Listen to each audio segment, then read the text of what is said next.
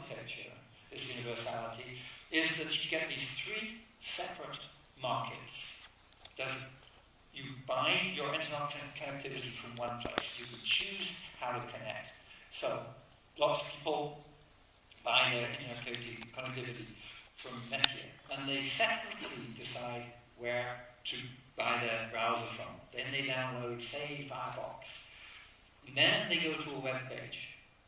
And they get a web page because a friend sends them a link. And all they do is click on a link. And when they do that, the friend knows that the friend doesn't worry about where they got their internet connectivity from. The friend doesn't worry about what browser they're using because of these standards. You've got an independent market. The people at Firefox and Apple and Microsoft and Opera building competitive browsers in that separate market. And they're not worrying about what sort of internet connectivity their customers will be using.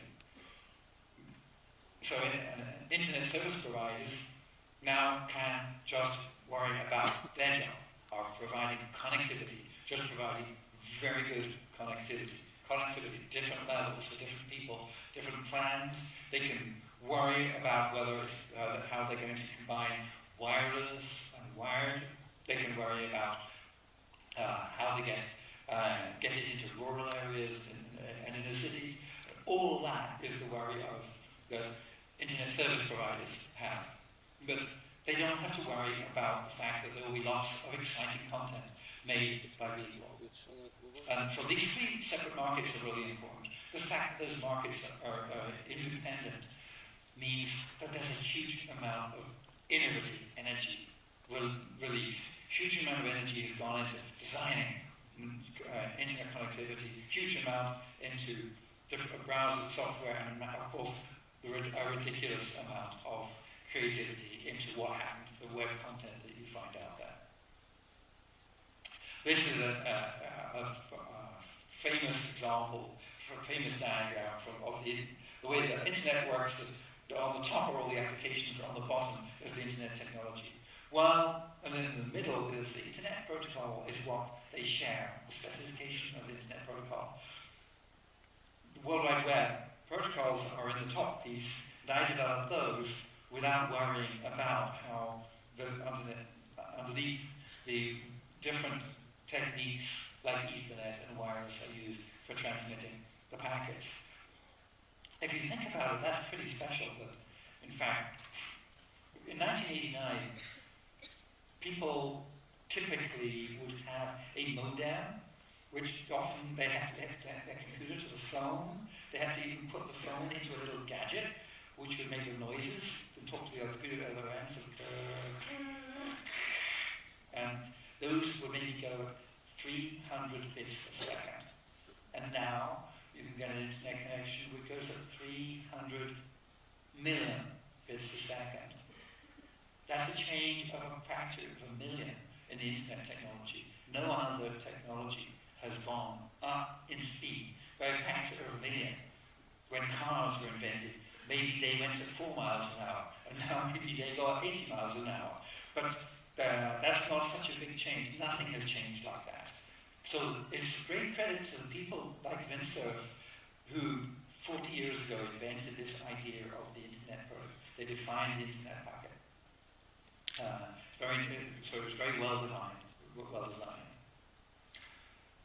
This is a graph of the number of hits on the very first server. The first server ran on that next machine. It sat on my desk.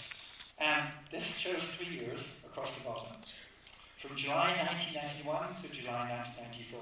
So this is 3 years of growth. During that, this is a logarithmic scale.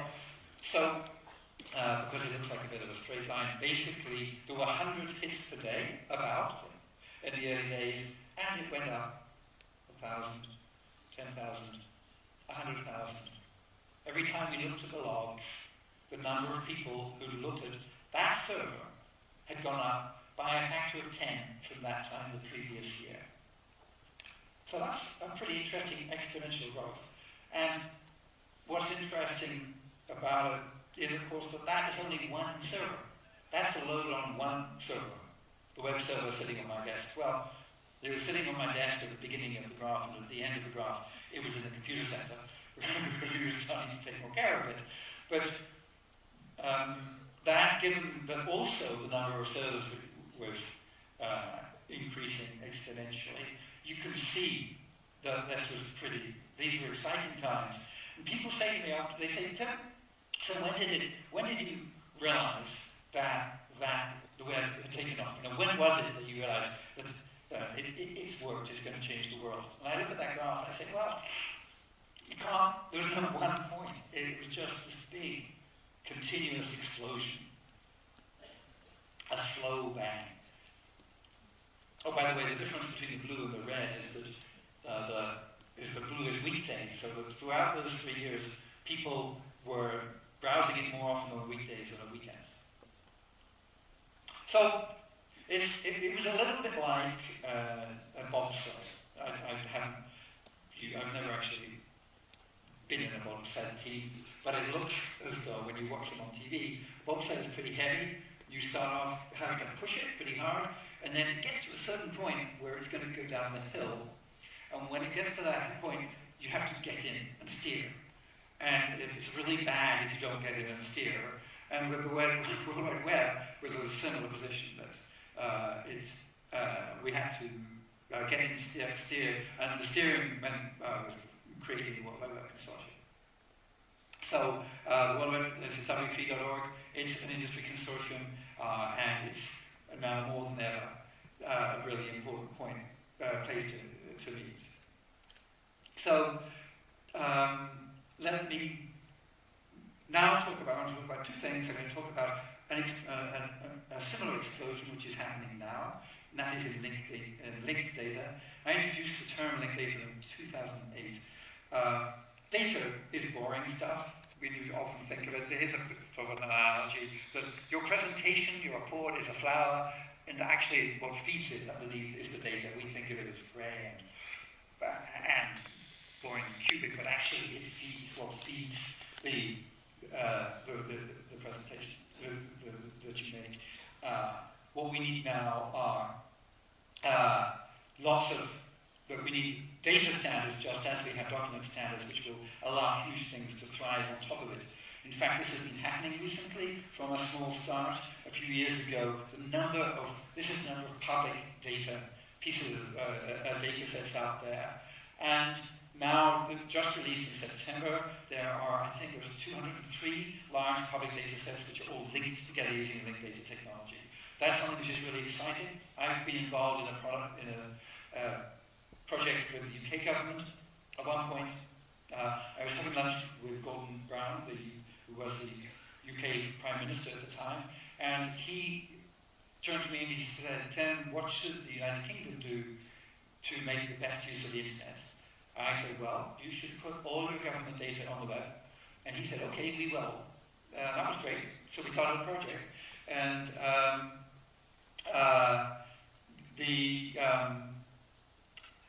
one example of something that's happened during that time, just to show how valuable it is to get data onto the web as data. This is a timeline that on one Tuesday in March of 2009, somebody in the government put some data on the web, just boring data, in a CSV file. This is data about bicycle accidents, where bicycle accidents happened for 3 years. And within 2 days, people had turned it into different formats, and then somebody at the Times Online made a map. So if the government had decided to make this a website with a map, it would have taken ages. But they put the data out there, and other people did that. So that's been happening more and more, and it's very exciting. And so there's been this explosion of linked data out there, and there's an explosion of applications using it.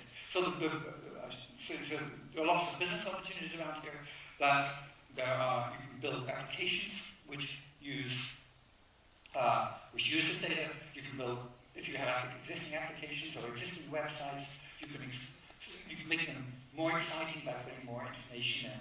You have a website about a soccer club, and the website now, and it talks about where the teams are going to play. Now you can put up information about those towns. You can put up information about the trains, and so on. So it's also